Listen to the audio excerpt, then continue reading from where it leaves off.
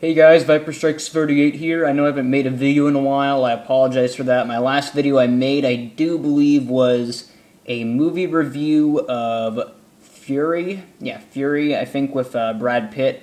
I'll leave that in the description below if you guys want to check out my movie review of that. But for this week, though, guys, for this video, I want to give a 10 reasons video on why Seth Rollins is awesome. And, yeah. And in case you guys can't tell, I'm wearing a Kevin Owens shirt. I got this Kevin Owens shirt at Raw this week. I went to Monday Night Raw this week, and I had a lot of fun. This is just one of the shirts I got. I got a Kevin Owens shirt, and then I got a Brock Lesnar Suplex City shirt, so maybe I'll wear that sometime for a video. But for this video, I got on my Kevin Owens shirt. Even though this video has nothing to do with Kevin Owens, it has to do with the WWE World Heavyweight Champion, Seth Rollins. And with that said, guys, I will read off my tablet here, or read off this tablet I have. I will read my reasons why Seth Rollins is awesome, that I just came up with today, actually. And holy shit, the brightness on this is really bright. Okay, so 10 reasons why Seth Rollins is awesome. And now this is just my opinion on why the guy is awesome. You guys may say he sucks, or you guys may have your own opinions. This is just my opinion on the guy. And I'm not sucking up to him. I'm just giving him credit, and I am a fan of Seth Rollins. So this is just my 10 reasons why Seth Rollins is awesome for the WWE. Number 1, and I don't really know too much about this because I don't watch NXT, but number 1, he was the first NXT champion of NXT. When NXT was created in 2011 or 2012, he was the first NXT champion. Number 2, he was a part of the Shield, or the architect, or the creator of the Shield, as he likes to say. I don't know if he is actually the one who created the Shield or not, but he is the architect. He is a part of the Shield with Dean Ambrose and Roman Reigns, and they are one of the most dominant stables, tag teams, whatever you want to call them, in the WWE. They destroyed The Undertaker and powerbombed him through an announce table, and they attacked The Rock, and they helped CM Punk when CM Punk was the longest reigning WWE champion. And besides that, they put on great tag team matches against the Usos, against Goldust and Cody Rhodes, against Evolution, which had Batista, Orton, and Triple H. They put on good matches They put on awesome tag team matches between those teams, and of course with the Wyatt family, great war between those two. So he was a part of an awesome, badass, dominant tag team known as the Shield, or stable, whatever the hell you want to call them. And then later, and then number 3, after they beat Evolution, I think for a second time, he betrayed the Shield. He attacked Dean Ambrose and Roman Reigns with steel chairs, and he betrayed them. He sold out, and he joined the authority of Triple H and Stephanie McMahon. And he became a sellout, and he did not give a damn. He didn't care what the fans said, if they called him a sellout or whatnot. He did not give a shit, which I thought was kind of funny. So, yeah. And then number 4, he won the 2014 Money in the Bank contract ladder match. And I can't remember all who was in that match, but he beat, I think it was, shit, I'm going to look it up now. Who the hell did he beat in that? I apologize for this, guys. I really should fucking know this. Hang on a second. Actually, no, fuck it, no. I can't exactly remember who all he faced, but all I know is that it had Dean Ambrose, Rob Van Dam, I think Kofi Kingston. I can't remember all the people in it, but regardless, he won the 2014 Money in the Bank contract ladder match. And then number 5, and this one I think was really cool. He cashed in the Money in the Bank contract, his briefcase, in the main event of WrestleMania 31 against Roman Reigns and Brock Lesnar. And he saved that main event because no one wanted to see Roman Reigns become WWE champion, and people were getting tired of Brock Lesnar being the WWE champion because he never showed up. Even though I don't mind it as much, even though I do wish he would show up a little bit more since he was the champion. I wish he would have showed up more. But regardless of that, basically, Seth Rollins stole the main event. He stole the whole show. He cashed in his Money in the Bank and pinned. He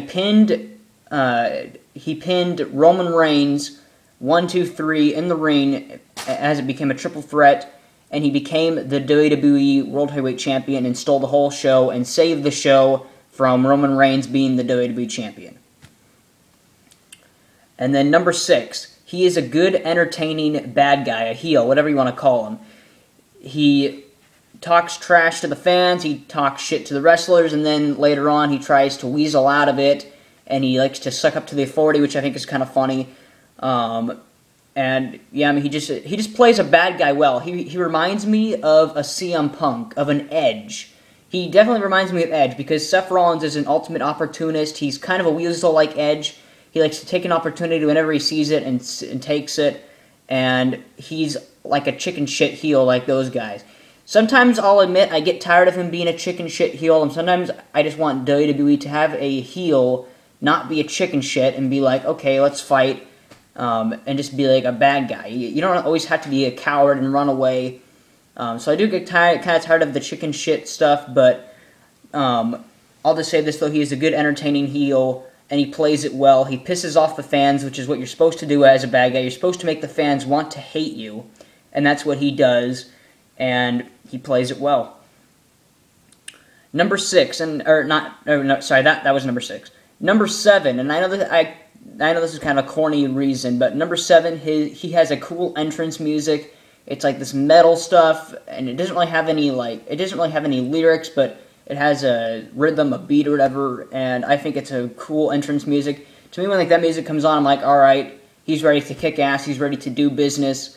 He's ready to steal the show. He's ready to show why he's the WWE World Heavyweight Champion.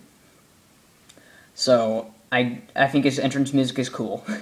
And then number 8, he's good on the mic.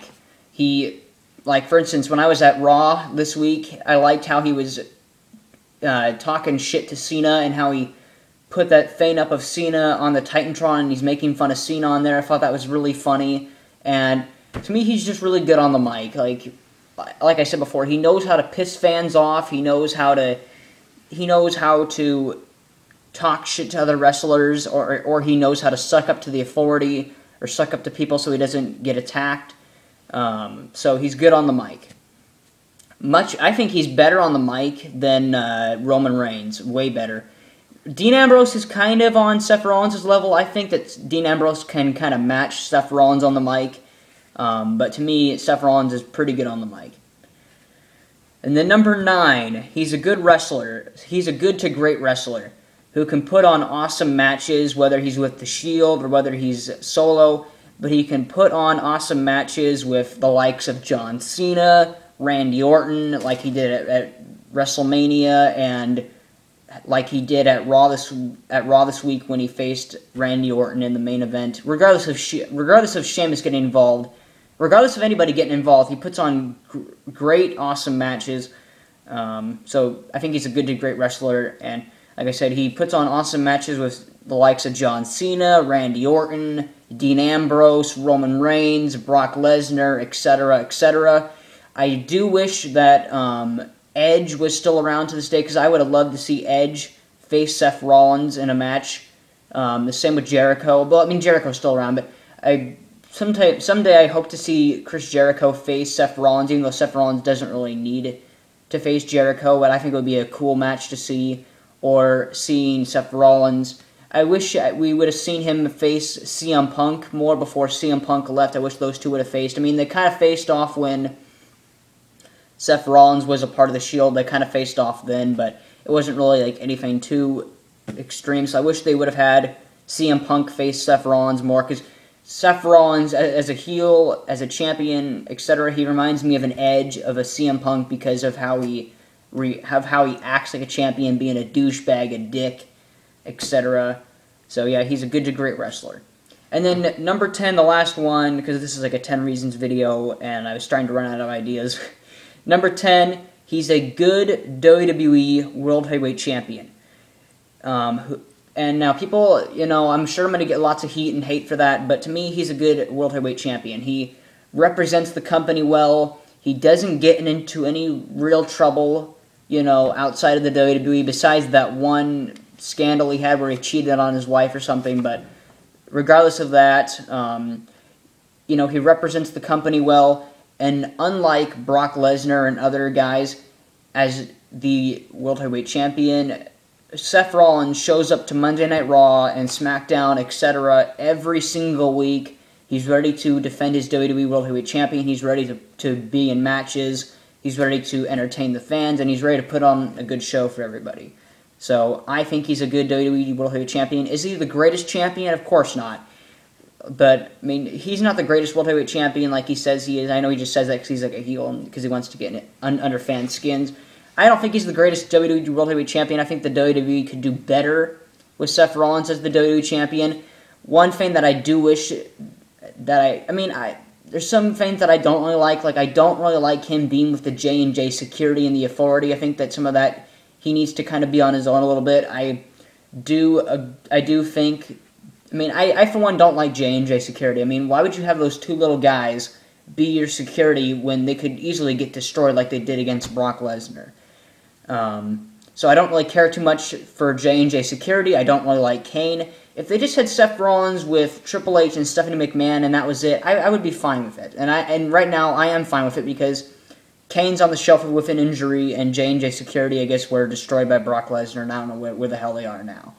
But regardless of that, though, besides all that other bullshit with the Authority, I do like Seth Rollins for all the reasons I listed, and like I said, and I'm going to say it again, he's a good WWE World Heavyweight Champion.